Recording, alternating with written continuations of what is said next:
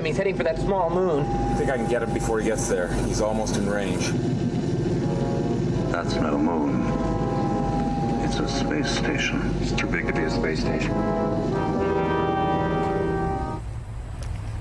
It's been a major weekend for outer space. I speak, of course, of the debut of Star Wars: The Last Jedi, but also twin reports in Politico and the New York Times detailing our nation's secretive search for signs of intelligent life.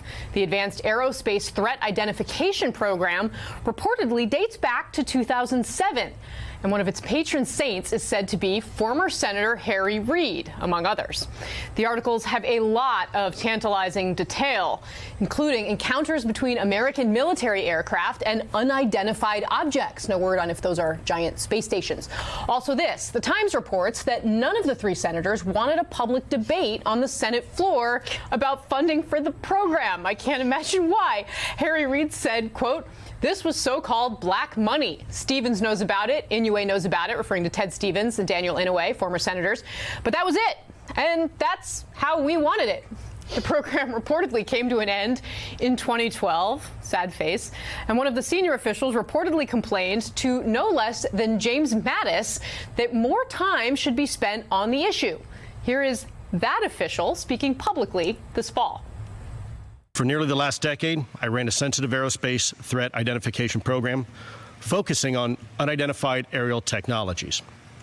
It was in this position I learned that the phenomena is indeed real.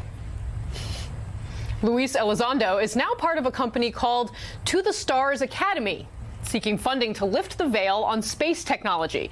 And the president's CEO of the group is former frontman for Blink-182, Tom DeLonge. This story just gets better and better. And now, on Senator Reid's Twitter account, the truth is out there.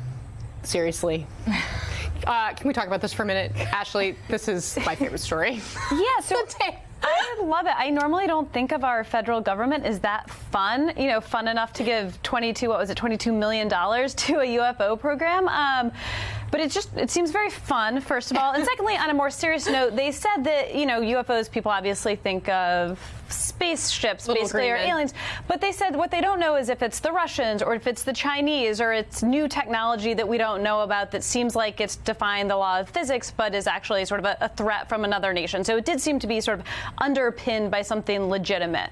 And it seems like there were national security concerns on the part of these three senators. Yeah, I mean, as a sci-fi fan, somebody who went to see Star Wars last night. Just to be clear, there are two people on the set who have never seen Star Wars, and there are two people who apparently love it. Your cat is... And my cat is Princess Leia. So there you go. After my own heart. When I read this morning, I got super excited. Oh my gosh, I can't believe taxpayer money for this. Finding E.T. No, this is absolutely, it was a national security concern. There was military folks up in the air flying around who saw some sort of objects that they thought were either hovering oddly or speeding up very fast, something defying the laws of physics. And the concern was that one of our foreign adversaries might have some sort of technology that we don't. So it was very much defense-based. Actually a real thing.